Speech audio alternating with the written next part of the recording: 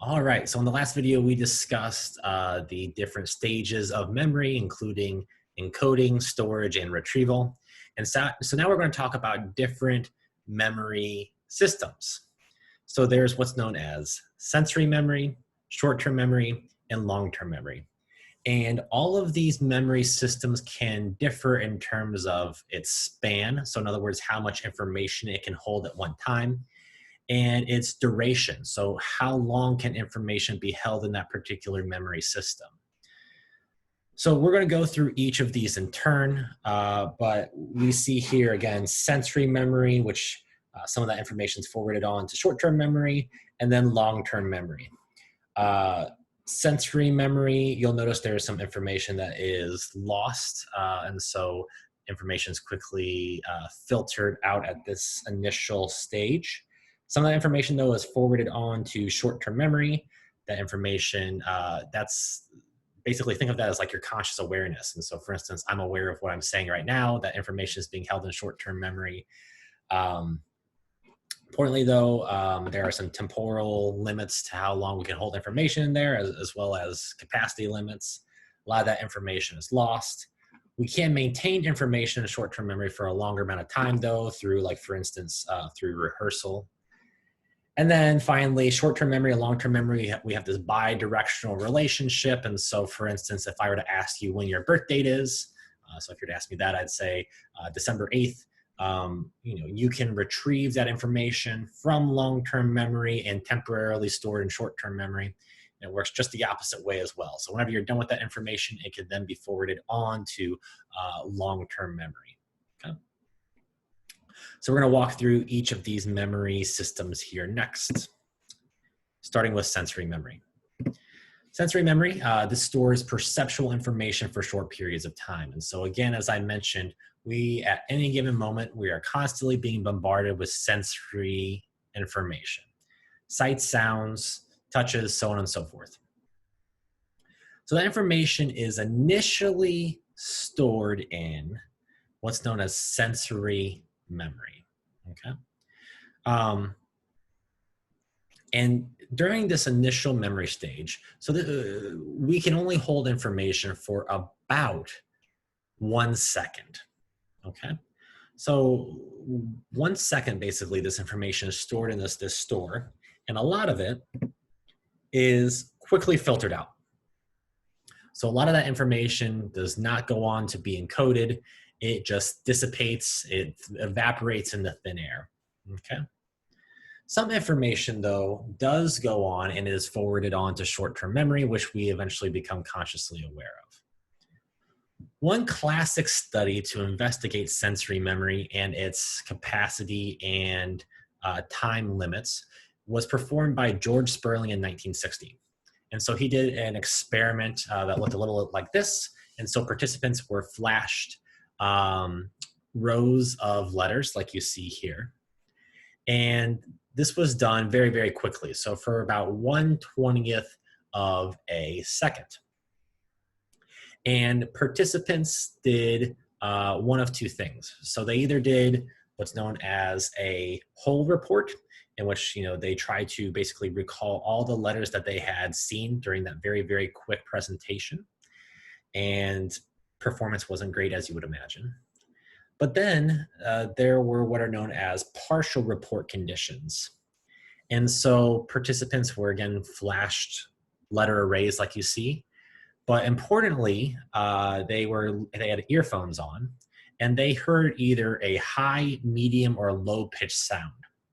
And that cued the participant to recall either the top row, middle row, or bottom row, respectively. And so we found that performance was a lot better whenever the tone was sounded. So, of course, participants had to remember less information, but what we found is that performance improved as a result because they were able to recall information, or there's basically less decay in sensory memory because there was less to recall as a result, if that makes sense. So nevertheless, what we understand is that the capacity of Sensory memory, it is very great, but it dissipates very, very quickly as well.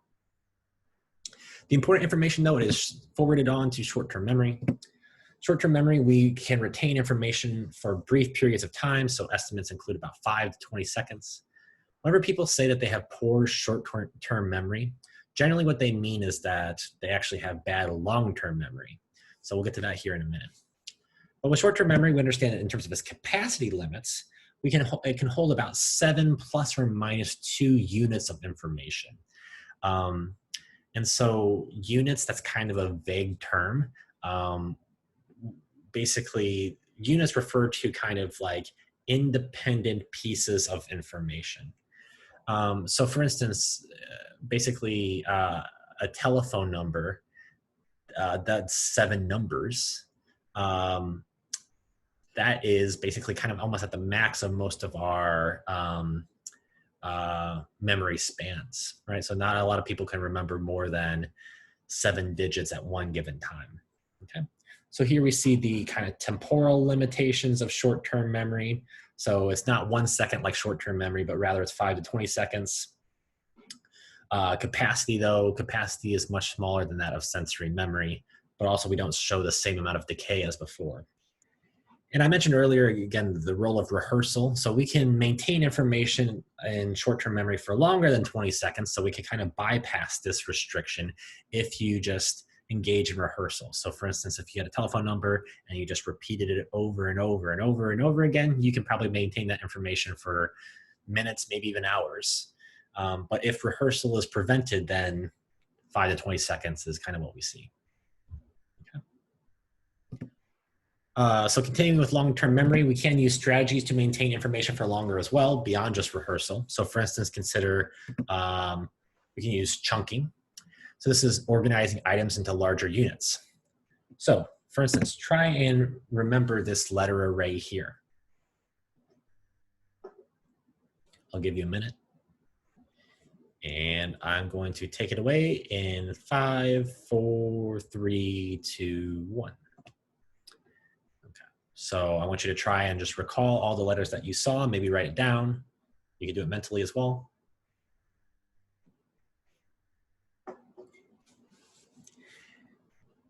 So I'll let you tally up your score, see how many you had. I want you to think though, would this task have been easier if the letters were organized as such? CIA, USA, FBI, NBC, JFK. Those are all acronyms that we're all very well familiar with. So chunking refers to this process of grouping likes together, right? And so if you were to, for instance, whenever you were encoding that initial letter list that you saw in the first bullet point, if you were to mentally rearrange that information, right, to where you had these familiar acronyms, right, you're chunking that information. You are basically consolidating this information, and it basically improves the capacity of your short-term memory. So in this initial scenario, each letter might be considered a unit of information, but by chunking, our units become much larger. So CIA, instead of just an individual letter, USA, FBI, each one of those are individual units, right? So if you remember on the last slide, we said 7 plus or minus 2 units of information. So the size of the unit definitely matters. You know, it could either be as small as a letter, or if we engage in chunking, we can make our units much larger, and that could improve memory as a result. Here's another example of chunking. You know, we have a credit card, a telephone number, we have letters here. So if you were to, you know, sometimes it's helpful to break credit cards into just 4 digits, right? Telephone numbers, we break up into, you know, 3, 3, and 4. And then words, of course, we break those up as well. Okay. Finally, let's move on to long-term memory. And importantly, there are different types of long-term memories. So not all long-term memory is the same. Our capacity for storing long-term memories is essentially limitless, so we can remember just about everything.